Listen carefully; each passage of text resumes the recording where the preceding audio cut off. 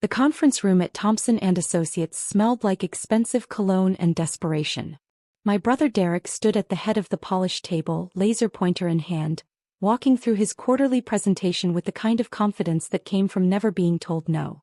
I sat in the back row, laptop open, ostensibly taking notes. In reality, I was monitoring a system deployment across 3 continents while pretending to care about Derek's sales projections. As you can see, Derek gestured at the slide behind him, our revenue growth has been exceptional. 23% year-over-year, driven primarily by strategic client acquisitions and... Derek, one of the investors interrupted, a silver-haired man named Charles Whitmore. This is impressive, but we're concerned about your technology infrastructure. Your last cybersecurity audit raised some red flags. Derek's smile didn't waver.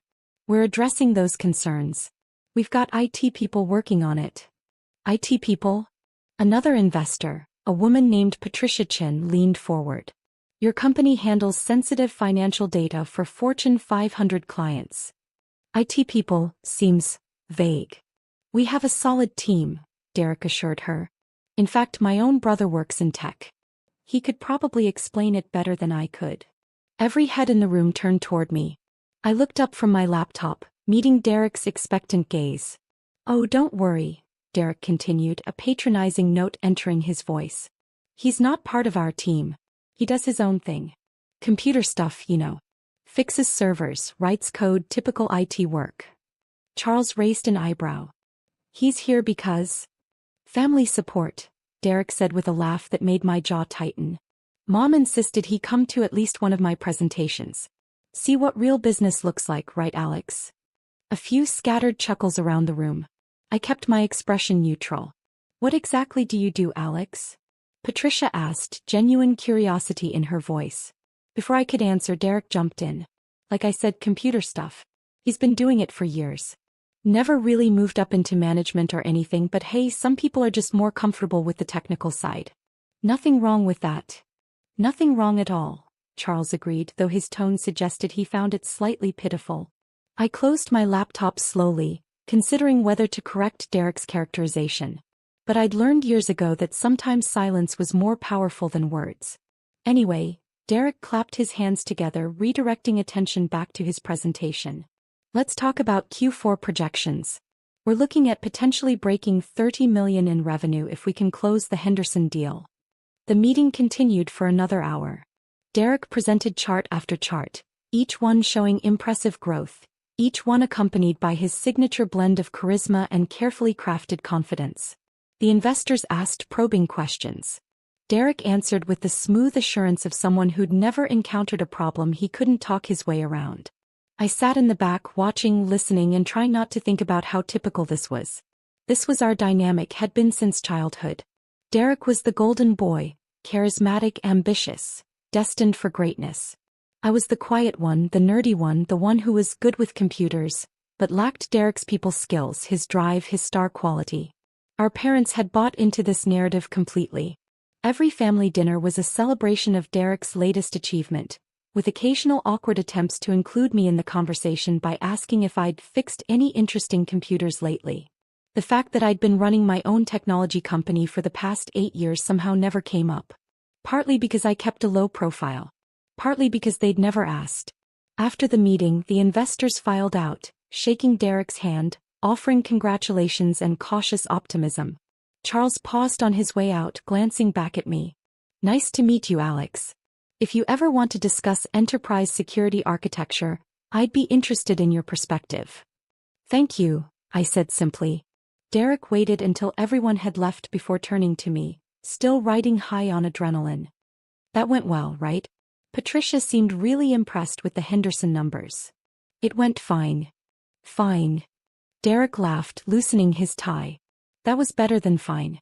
I basically secured another round of funding. Did you see Whitmore's face when I showed him the growth projections? I saw. Thanks for coming, by the way. I know investor meetings aren't really your thing. Too much business talk, not enough technical stuff. He clapped me on the shoulder. But hey, Mom will be happy I included you. I stood up, tucking my laptop under my arm. Derek, about what you said. About the IT thing? Oh, don't take it personally. I was just explaining to the investors why you were here. They're not tech people either, so I kept it simple. Right. Simple. You know what I mean. Derek was already checking his phone, scrolling through messages. Anyway, I've got to run. Lunch meeting with a potential client. But we should grab dinner soon. I'll tell you about this new deal I'm working on. It's going to be huge. Sure, I said, knowing it wouldn't happen. Derek's invitations were always genuine in the moment and forgotten by the next day. He left in a whirlwind of confidence and cologne, already on a call before he reached the elevator. I stood in the empty conference room, looking at the residual glow of his presentation still projected on the screen. 23% growth. Impressive objectively. My company had grown 48% last year, but Derek didn't know that. Nobody in my family did. My phone buzzed. A message from my Chief Operating Officer, Jennifer Martinez. The DataCore merger is moving forward. Board wants your approval on the final terms. Also, Tech Summit confirmed you as keynote speaker. I typed back. Approve the DataCore terms if legal has signed off. And confirm the summit. Which topic did they want? The future of cloud infrastructure. Very you. I smiled slightly. Very me indeed. Another message came through, this one from my head of cybersecurity. Finished the audit for that financial services company, Thompson and Associates. Want the bad news or the terrible news? My smile faded. Give me both. Bad news. Their security is 5 years out of date. Terrible news. They're one breach away from losing every client they have. I'm surprised they haven't been hit already. I stared at the message, a knot forming in my stomach. Thompson and Associates. Derek's company. The one he'd just spent an hour assuring investors was solid and secure. How bad? I typed. Remember the Equifax breach? This would make that look like a minor inconvenience. They're storing unencrypted client data, their firewall is basically decorative, and their password protocols are a joke. Whoever set this up should be fired. Whoever's supposed to maintain it should be arrested. I closed my eyes, feeling a headache forming. This was the problem with keeping a low profile.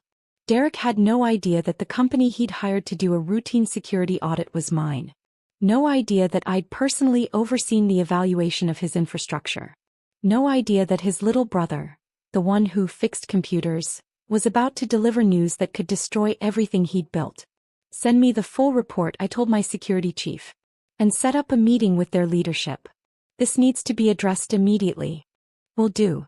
But Alex, they're not going to like what I have to say. Nobody ever does. I packed up my laptop and headed for the elevator, my mind already racing through scenarios. Derek needed to know about this. But Derek also needed to understand exactly who was telling him and why that mattered. The timing, I realized, was almost poetic. After years of being dismissed as just an IT guy, I was about to become the most important tech person in Derek's life. Whether he liked it or not. 3 days later, I sat in a different conference room, this one in my own building. Floor-to-ceiling windows overlooked the city, late afternoon sun casting long shadows across the table where Derek sat, flanked by his COO and his in-house IT manager. A nervous-looking kid named Brad who couldn't have been more than 25. Derek had been surprised when Atlas Technology Solutions had requested this meeting. He'd been even more surprised when he walked in and saw me sitting at the head of the table. Alex. He'd stopped in the doorway, confused. What are you doing here? I'm the CEO of Atlas Technology Solutions, I'd said simply. Please sit down. That had been 5 minutes ago. Derek was still processing, his expression cycling between confusion, disbelief, and something that might have been anger. You're the CEO, he repeated slowly. Yes. Of Atlas Technology Solutions. Yes. The company we hired to do our security audit. Correct. Brad, the IT manager, looked like he wanted to disappear into his chair. Derek, a sharp-eyed woman named Margaret, was studying me with open curiosity. How long? Derek asked. I founded the company 8 years ago. We went from a 2-person startup to 150 employees. We're now one of the leading cybersecurity and cloud infrastructure firms on the East Coast. 150 employees, Margaret murmured. That's substantial. We've been fortunate, I said, which was a massive understatement. Atlas had been more than fortunate. We'd been strategic, innovative, and ruthlessly competent. But there was no need to brag. Derek was shaking his head slowly. 8 years. You've been running this company for 8 years and you never mentioned it?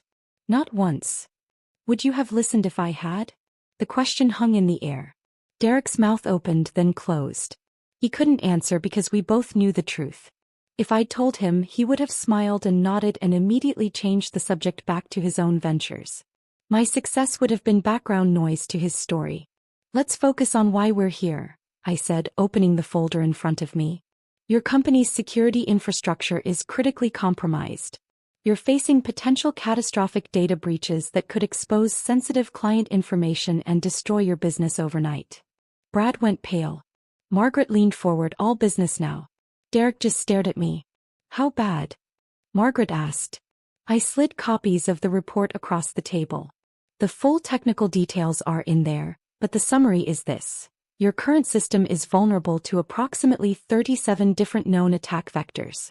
Your encryption is outdated, your firewalls are misconfigured, and your employee password protocols are essentially non-existent.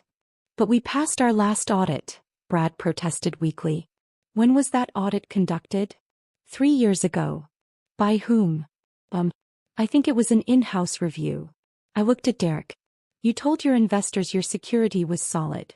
I thought it was, Derek said defensively. Brad said everything was fine. Brad looked like he might cry.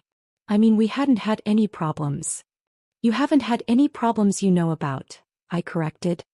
Our forensic analysis found evidence of 3 separate intrusion attempts in the past 6 months. 2 of them succeeded in accessing your network, but the attackers apparently didn't find anything worth stealing. Yet, Margaret added quietly. Yet, I agreed. Derek was reading through the report, his face growing progressively more pale. This says we could face regulatory fines up to $50 million if there's a breach. That's conservative, I said. It doesn't account for legal fees, client lawsuits, or reputation damage. A breach of this magnitude could realistically end your company. The room fell silent. Brad was openly sweating now. Margaret was taking notes, her expression grim. Derek just sat there, the report open in front of him, reality crashing down around his carefully constructed world. Can you fix it? He asked finally, his voice smaller than I'd ever heard it. Yes. How long? Complete overhaul? 6 months minimum. We'd need to rebuild your entire infrastructure from the ground up. 6 months, Derek repeated. And the cost? I named a figure that made Brad gasp and Derek's face go white. That's... Derek struggled for words. That's almost our entire profit margin for the year. It's also significantly less than what a breach would cost you, I pointed out. And frankly, you don't have a choice. If you don't address this immediately, you're one malicious email away from bankruptcy. Margaret closed her notebook. He's right, Derek. We need to do this. With my brother's company? Derek's voice carried a note of something, resentment maybe, or wounded pride. With the best cybersecurity firm we can afford, Margaret corrected. The fact that it's Alex's company is irrelevant. What matters is protecting our clients and our business. Derek looked at me, really looked at me, perhaps for the first time in years. I could see him trying to reconcile the IT guy brother with the CEO sitting across from him, the one who'd just calmly explained how his entire business was hanging by a thread. Why didn't you tell me, he asked. About your company. About any of this. Would it have changed anything? I don't know. Maybe. Derek, I said carefully, at your investor meeting, you introduced me as someone who fixes computers. You told a room full of people that I do typical IT work. You implied I'd never moved into management because I wasn't capable of it. He had the grace to look ashamed. I didn't mean. You did mean it. That's how you see me. That's how you've always seen me. That's not fair. Isn't it? Kept my voice level. Every family dinner, every holiday, every time we're together, the conversation is about your achievements. Your deals, your growth, your success. Nobody ever asks about my work because you've all decided it's not as important. Alex. I'm not angry, I interrupted, and I meant it. I'm just stating facts. You've spent years dismissing what I do, and now you're in a position where you desperately need what I do. It's ironic, that's all. Margaret was watching this exchange with open fascination. Brad just looked confused. Derek set down the report, his hands flat on the table. You're right. I've been dismissive. I didn't understand what you were doing, so I assumed it wasn't as complex or impressive as what I was doing. That was wrong. It was the closest thing to an apology I'd ever heard from Derek. It wasn't enough, not nearly enough, but it was something. So what happens now? He asked. Now you decide. Atlas can rebuild your security infrastructure, but it will require your full cooperation. We'll need access to all your systems, complete transparency about your operations, and authority to make necessary changes even if they're disruptive. Disruptive how? We'll need to temporarily shut down certain systems, implement new protocols, retrain your entire staff. It won't be comfortable, but it's necessary. And if we don't? Derek asked, though he clearly already knew the answer. Then eventually, maybe in a month, maybe in a year, someone with malicious intent will find the same vulnerabilities we found. They'll exploit them, steal your data, and destroy everything you've built. Your investors will sue you. Your clients will leave you. Your company will cease to exist. The bluntness of it seemed to physically impact Derek. He slumped in his chair, the usual confidence draining out of him. Not much of a choice, he muttered. No, I agreed. It's really not. Margaret stood up, extending her hand to me. We'll need a formal proposal and timeline. Can you have something ready by Monday? I'll have it ready by tomorrow morning. He smiled, impressed. Atlas really is one of the best, isn't it? We don't make that claim ourselves, I said, shaking her hand. But our clients seem to think so. Brad mumbled something about needing to check on servers and fled the room. Margaret followed more sedately, leaving Derek and me alone in the conference room. Derek was still staring at the report, his finger tracing the executive summary. 150 employees, he said quietly. Revenue in the... Jesus, Alex. You're running a $40 million company. 43 million last year, I corrected. We're projecting 52 for this year. And you never said anything. You never asked. He looked up at me, and for the first time I saw something other than his usual confidence. Vulnerability, maybe. Genuine curiosity. Why? Why what? Why keep it quiet? Why not? I don't know, rub it in our faces? Mom and Dad still think you work in some generic IT department somewhere. I considered the question. Because building Atlas wasn't about proving something to you or them. It was about building something that mattered, something I was proud of. Your approval or lack thereof didn't factor into it. That's... Derek searched for words. That's actually kind of mature. I'm 34 years old, Derek. Maturity shouldn't be surprising. He laughed, but it was a tired sound. I'm 37 and I'm just realizing how immature I've been. I started gathering my things, preparing to leave. Derek stood up, moving to block my path. Alex, wait. I need to. I should. He struggled and used to vulnerability. Thank you.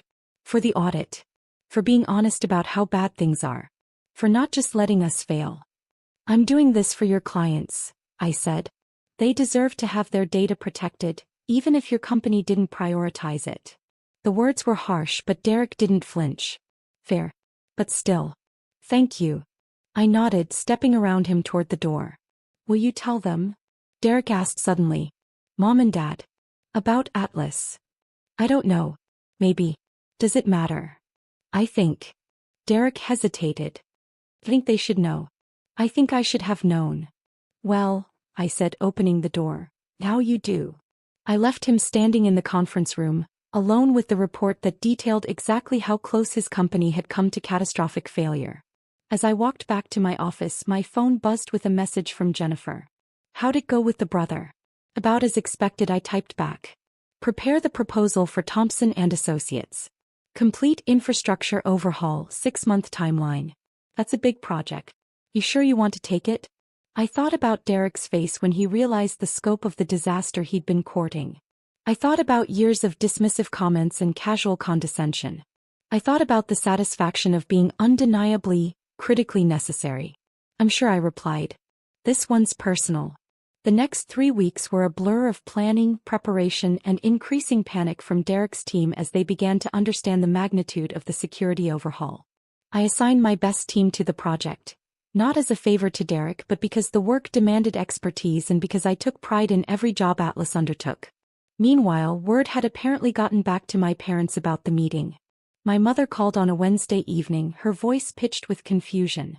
Alex, honey, Derek said something about you running a company? A technology company. That's correct.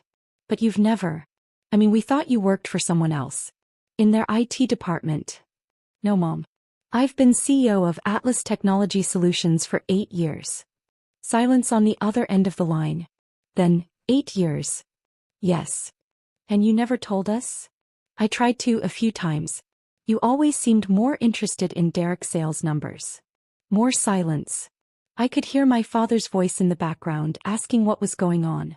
My mother explained, her voice faint with shock. Your father wants to know how big this company is. Tell him we're doing about $50 million in revenue this year with 150 employees across 3 offices. I heard her relay this information. A muffled exclamation from my father. Alex, my mother said slowly, why didn't you make us understand? Why didn't you insist we pay attention? Because I shouldn't have to insist, Mom. You're my parents. You should have been interested enough to ask. That's. She trailed off. That's fair, actually. We've been terrible, haven't we? You've been focused on Derek. It's what you've always done. That's not an excuse. No, I agreed. It's not. My father took the phone. Son, we need to talk about this properly. Can you come to dinner this weekend? I'm pretty busy with Derek's project.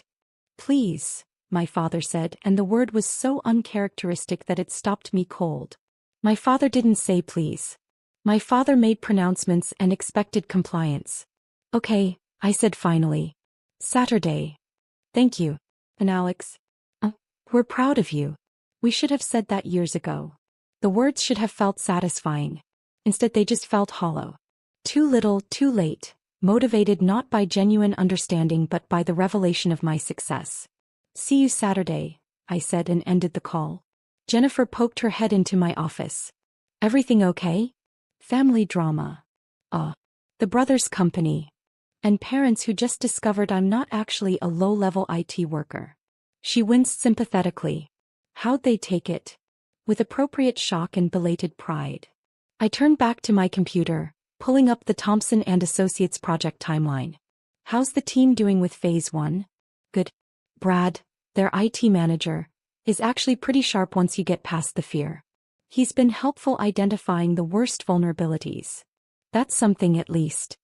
Derek's been in every day, Jennifer added carefully. Watching, asking questions. Actually trying to understand what we're doing. Character development, I said dryly. Maybe. Jennifer sat down across from me. For what it's worth, I think this project is good for you. Not just professionally, personally. Sometimes people need to see you fully to understand what they've been missing. Philosophical today, aren't we? I have my moments. She stood up, heading for the door. Don't stay too late. The work will still be here tomorrow. After she left, I sat in the quiet office looking out over the city.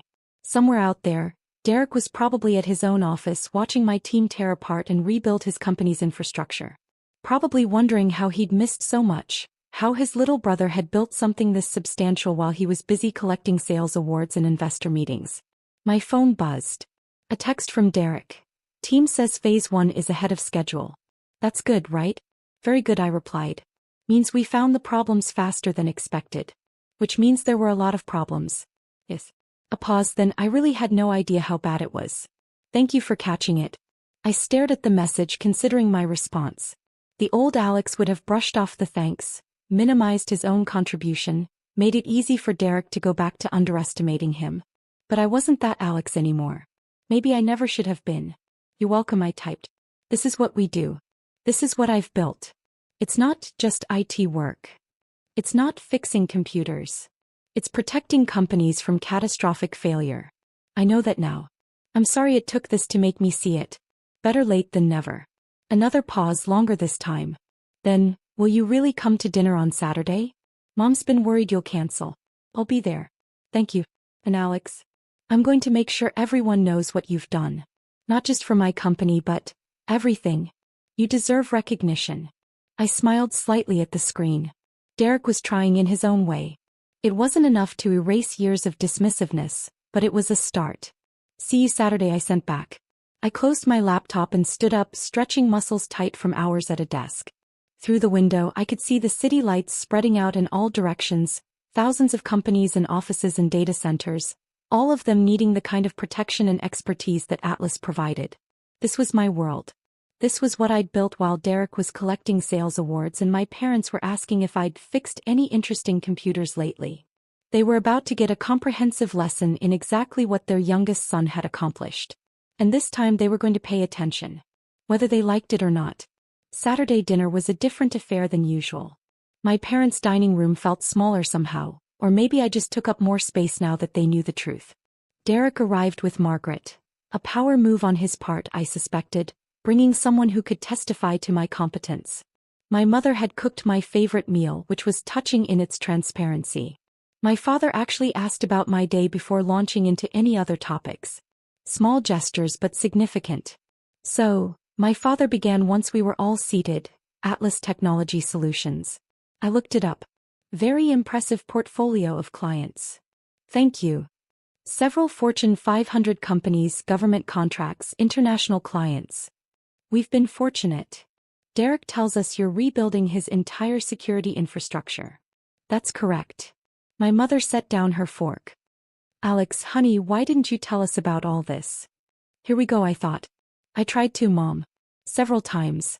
Remember last Christmas when I mentioned I'd acquired a competitor?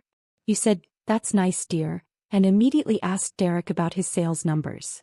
She had the grace to look ashamed. I don't remember that. I do. Derek spoke up. He's right, Mom. I've been thinking about it all week. Every family dinner we talk about my deals, my clients, my success. We never really asked Alex what he was doing. We just assumed it wasn't as important. Because you told us he worked in IT, my father said, a note of defensiveness in his voice. He does work in IT, Margaret interjected smoothly. He's just the CEO of an IT company. There's a bit of a difference between that and what you were imagining. Obviously, my father muttered. The thing is, Derek continued, and I could see he'd been rehearsing this, Alex built something incredible. While I was focused on sales and growth, he was building a company that's actually more successful than mine. More revenue, more employees, more impact. And he did it quietly without bragging or demanding attention. Unlike someone at this table, my mother said, looking pointedly at Derek. Unlike me, Derek agreed without rancor. I've spent years bragging about every achievement and Alex has spent years actually achieving things without mentioning them. So why not mention them? My father asked me directly. Why keep it all secret? It wasn't secret, I said. It was private. There's a difference. I didn't hide my success. I just didn't push it on people who weren't interested in hearing about it. We would have been interested. Would you? I interrupted gently. Be honest, Dad. If I'd told you 5 years ago that I was starting a technology company, what would you have said? He opened his mouth, then closed it. We both knew the answer. He would have smiled, said something vaguely encouraging, and then asked Derek about his quarterly earnings. That's what I thought, I said. The table fell silent. My mother was crying quietly. Derek was studying his plate. Margaret looked like she wished she were anywhere else. We've failed you, my father said finally, his voice rough. As parents, we've completely failed you. You haven't failed me, I said, and I meant it. You just didn't see me clearly. But that's not actually your fault. I could have demanded to be seen. I could have made you pay attention. I chose not to because I was building something for myself, not for your approval. But we should have given you approval anyway, my mother said. We should have been proud, been interested, been supportive. You're right, I agreed. You should have. But you weren't, and I survived it. I thrived, actually. I built Atlas without your support, which means it's entirely mine. There's something powerful about that. Derek looked up. Is that why you did it? To prove you didn't need us? No, I said honestly. I did it because I saw a market need and I had the skills to fill it. Your opinions never really factored into my business decisions. That might sound harsh, but it's the truth. My father leaned back in his chair, looking older than I'd ever seen him. When did you become so independent? So self-sufficient? Probably around the time I realized I wasn't going to get what I needed from this family, I said. So I built my own life, my own success, my own support system. Atlas is mine in a way nothing else has ever been mine. And we missed all of it, my mother whispered. Yes, I said simply. You did. Margaret cleared her throat. If I may offer an outside perspective, what Alex has built is remarkable not just in scale but in reputation. Atlas is known in the industry for integrity, expertise, and innovation. That doesn't happen by accident. That's the result of consistent excellence and ethical leadership. Thank you, I said, genuinely appreciating her support. I'm not blowing smoke, Margaret continued, looking at my parents. I've been in corporate management for 15 years. I know what good leadership looks like. Your son is exceptional at what he does. You should be enormously proud. We are, my father said quickly. We are proud, Alex. Even if we haven't shown it properly. I appreciate that. Can we? My mother hesitated. Can we start over? Pay attention properly this time. I considered the question carefully. Could they? Could this family fundamentally change its dynamics after years of established patterns? I don't know, I said honestly. But we can try. Derek raised his water glass. To trying. And to my brother, who turned out to be considerably more impressive than I ever gave him credit for. We all drank to that. It wasn't resolution, not really. It wasn't a magical healing of years of dismissiveness and neglect. But it was acknowledgement, and acknowledgement was a start. After dinner, Derek pulled me aside while our parents were clearing dishes. The team says we'll be fully operational with the new security infrastructure by month 5, he said. Ahead of schedule. That's the plan. I've been thinking about recommending Atlas to some of my contacts. Other companies in our sector who probably need similar work. That's generous. It's strategic, Derek corrected with a slight smile. If my competitors get breached because of bad security, it reflects poorly on the whole industry. Better if everyone's protected. Pragmatic, I said. I like it. I learned from the best. He paused. That would be you in case that wasn't clear. I laughed, surprised. Message received. I mean it, though. The way you've built Atlas, the reputation you've developed, the quality of your work. It's impressive. More impressive than anything I've done. You've done well for yourself, Derek. I've done adequately. You've done exceptionally. There's a difference. We stood there in the hallway, two brothers who'd spent years talking past each other, finally starting to actually communicate. Think we can make this work? Derek asked. The family dynamic, I mean. Now that everyone knows the truth. Honestly, I have no idea. But I'm willing to find out. That's all I can ask. Derek extended his hand. Partners. I shook it. Partners. My phone buzzed. Jennifer with an urgent message. Datacore merger just got complicated. Need your call with their CEO ASAP. I showed Derek the message. Duty calls. CO stuff? PO stuff, I confirmed. Go, Derek said. Save the merger. Do the important work that someone who just fixes computers definitely can't do. I smiled at the callback. I'll see you next week for the Phase 3 review. I'll actually pay attention this time, Derek promised. Really try to understand what you're doing. That would be nice, I said, and I meant it. I left my parents' house feeling lighter than I had in years. Nothing was fixed, not really. Years of family dynamics didn't reverse overnight. But something had shifted. They saw me now. Really saw me. Not as the disappointing son who worked in IT, but as someone who'd built something significant. As I drove back toward my office, my city spreading out around me in a grid of lights and possibilities, I thought about identity and recognition. About building something for yourself versus building something for others' approval. This was mine. Every line of code, every security protocol, every client relationship. I'd built it without their help, without their recognition, without their pride. And that made it more valuable somehow. More real. Their belated acknowledgement was gratifying, sure. But it wasn't necessary.